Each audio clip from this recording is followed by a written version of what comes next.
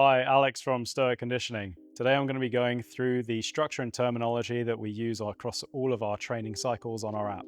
So take, for example, day one of our STA Patrols program.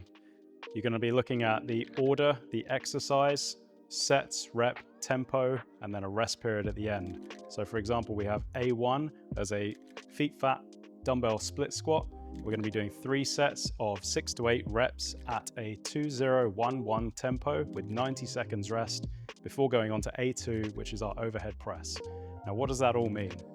Well, the order at the beginning, be it A1 and A2, means that it's a superset. So you're going to do 1 set of split squats first, rest, and then go into the next exercise, which is the overhead press. And then we go back and forth until you've done 3 sets of both.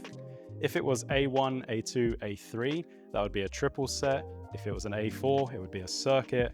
Or if it's just a letter on its own, say A followed by B, it means that you're going to do all the sets on that first exercise without going into a superset. And then you do all the sets of exercise B. So with the exercise description, we've tried to be as clear as we can with how we've written it. If you're ever unsure, you can click on the video link and that will display a video of that exercise and break it down for you as well. So after the exercise, it's sets. It's quite self-explanatory. It's just how many times you're going to be doing that exercise or that group of exercises. After sets, we've got a rep range. So for example, here we've got 6 to 8. You're going to do 6 to 8 reps on each leg of the dumbbell feet flat split squat before going on to the next exercise. What we advise is that you give yourself 1 to 2 reps in reserve after the rep range, just to make sure that you're going to always hit that every single set.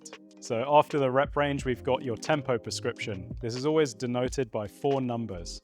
The first number is always your eccentric or lowering phase. So for example, here we have 2 seconds on the way down. Second number is your isometric at the bottom of that. So 0 pauses here. 1 second on the way up in your concentric phase is the third number. And then the fourth number is if there are any isometric pauses at the top of the movement. So for example, with the dumbbell split squat, you're going to be doing 2 seconds on the way down, no pause at the bottom, 1 second to come back up, and then a 1 second pause at the top. So the final part is your rest period, and that's simply how long you're going to rest before going on to the next exercise or back to the start.